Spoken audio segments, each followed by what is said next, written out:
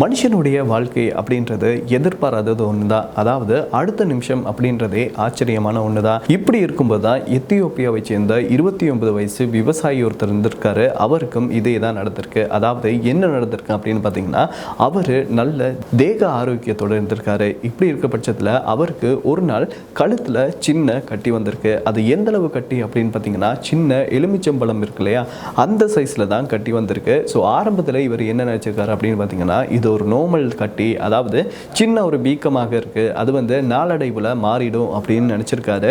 ஆனால் அங்கே தான் அவர் தப்பு பண்ணியிருக்காரு. இது எதனால் அப்படின்னு பார்த்தீங்கன்னா, இந்த கட்டியானது வளர ஆரம்பிச்சிருக்கு. அதுவும் வளர்ந்து வளர்ந்து வளர்ந்து 25 கிலோகிராம் அளவுக்கு இந்த கட்டி வளர ஆரம்பிச்சிருக்கான். ஸோ கொஞ்சம் யோசிச்சு பாருங்கள், கழுத்தில் 25 கிலோகிராமுக்கு அந்த கட்டி வளர்ந்ததால் அவர் ரொம்ப அன்கம்ஃபர்டபுளாக ஃபீல் பண்ணாரா. இப்போ உதாரணத்துக்கு நம்ம எல்லாம் போடுற மாதிரி ட்ரெஸ்ஸு அவரால் போட முடியாது, ஃப்ரெண்ட்ஸ் கூட எல்லாம் இருந்து பேச முடியாது, ஃபேமிலி கூட ஒழுங்காக அவரால் பேச முடியாது. எல்லாருமே அவர் ஒரு மாதிரி பார்க்க ஆரம்பிச்சிட்டாங்களா. விவசாயிகள் அப்படின்றவங்க கடுமையாக உழைக்கிறவங்க. ஆனால் இவருக்கு இந்த கட்டி வந்ததுக்கப்புறமா அவரால் கடுமையாக உழைக்க கூட முடியலையா.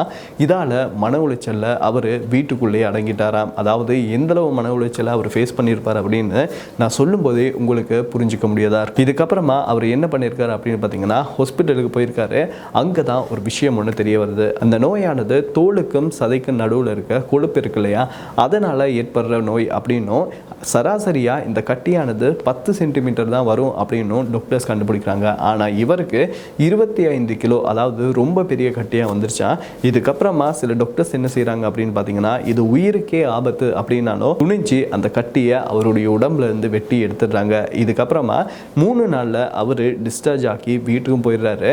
வீட்டுக்கு போனதுக்கப்புறம் அவர் இப்போ ஆரோக்கியமாக இருக்கிறதா தகவல்கள் வெளியாகியிருக்கு. இதை பற்றி அவர் என்ன சொல்லியிருக்காரு அப்படின்னு பார்த்தீங்கன்னா, நான் இவ்வளோ நாளும் இன்னொருத்தருடைய உடம்புல நான் இருந்ததாக ஃபீல் பண்ணேன். இந்த கட்டியை எடுத்ததுக்கு அப்புறம் தான் நான் திரும்ப என்னுடைய உடம்புக்கு வந்த மாதிரி இருக்கு அப்படின்னு அவர் சொல்லியிருக்காரு.